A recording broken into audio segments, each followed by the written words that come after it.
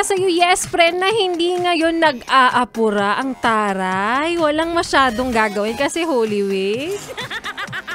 Sakto lang magtrabaho ngayon sa opisina. Kumaga, okay, nagtatrabaho pero chill lang, hindi nagmamadali, hindi nag-aapura.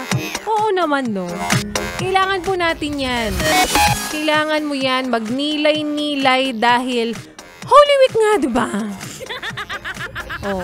Ganyan. Ganyan ang sinasabi mo sa sarili mo. Tamang gaslight lang sa sarili mo na next week mo na lang tatapusin ng lahat. Tapos magkakram ka ng Sunday, di ba? Galing-galing naman ni Yes Friend. Para sa'yo, Yes Friend, nakikinig ngayon. At para sa mga boss at supervisor ng kumpanya dyan na hanggang ngayon ay sub-sub pa rin at nagtatrabaho pa rin, magnilay-nilay naman po sana tayo. Holy Wiki! Charot. At para sa iyo, Yes Friend, na alam ko, hinihintay mo rin ang pagkakataong ito. Kasi kapag ganitong Holy Week, anong gusto mo? Magbakasyon, syempre. Oo. Magbakasyon at baka naman ito na ang pagkakataon para matuloy ang pinaka-aabang-abangan yung outing magbabarkada na ilang beses na pong nagiging drawing. Nako, alam mo, Yes Friend, kapag natuloy yan, sinasabi ko sa'yo, pag natuloy yung outing nyo, pati inihaw ng kabilang cottage, dapat paypayan mo. Natuloy eh. Ilang beses nang pinag-uusapan, no? Ilang beses nang pinagpaplanuhan, pero hanggang sa messenger lang nag-go, sige, tara. Yan. Yun yung mga salitaan at galawan ng mga taong go with the flow lang din, pero okay lang sa kanya kung matutuloy, mas okay lang din sa kanya kung hindi matutuloy, no? Kaya para sa Yes Friend, sige na. Savor the moment. Enjoy the moment. Grab the opportunity. Kasi alam ko namang hindi ka magninilay-nilay. Magdi-display ka na naman ng swimsuit mo na mas mahal pa sa binayaran yung accommodation. Yan. Ano ang sinasabi mo sa kakaibigan mo?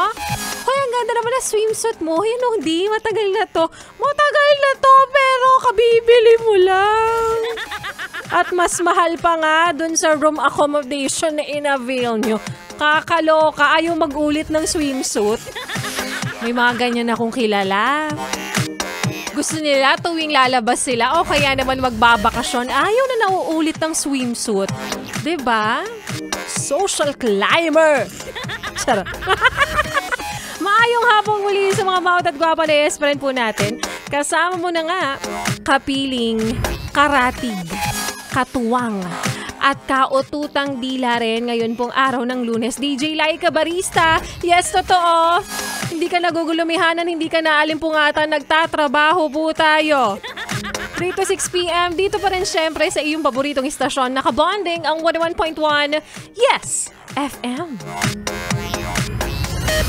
At para sa iyo, nanay, tatay, lolo, lola, ate, kuya, alam mo ba? Oo.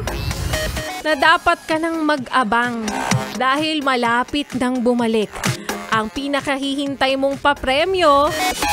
Oo, dahil paparating na ang kasing-kasing na sa'yo'y talagang magpapawalling. Ay, ito na nga ang premyo na hindi lang para sa'yo, Kuya Driver, hindi lang rin para sa'yo, ate, na nagtitinda ng isda dyan sa palengke. Hindi lang rin para sa'yo, Mamsi, na nandyan sa may pagubitan. At hindi lang rin para sa'yo, kuya, na nandyan sa bilyaran. Sa madaling salita, ito po ay para sa lahat. O, diba? Ang bongga-bongga namin, di ko nga alam ba't di kami number 1, Char. Baka ikaw na Yes Friend ang susunod na suswertihin, kaya naman ang lambing lang naman namin sa iyo. Lagi ka nang tumutok. Lagi kang makinig sa mga kantahan namin at sa mga DJs ng 101.1 Yes FM. Huwag mo nang ilipat ang iyong stasyon. Kaya naman, Yes Friend, patuloy na makinig, umindak at sumabay pa sa mga kantahan natin ngayong napakainit po na araw ng Lunes. Grabe. Alam mo yon, yung last week talagang medyo makulimlim pa, tapos ibinuhos sa araw ng Lunes. Grabe. As in, wow. Trial ba ng impyerno to? Parang gano'n. Kasama ang susunod na kanta na para sa mga naghihinag-peace. Kasi feeling mo, hindi ka worth it. No, yes, friend. Hindi dapat ganyan ang mindset dahil you deserve nothing but the best because you're worth it. Arte naman ng pagkakasalita ko. Kaya naman here's Fifth Harmony para sa kanilang kantang Worth It. Dito pa rin sa 101.1 Yes FM.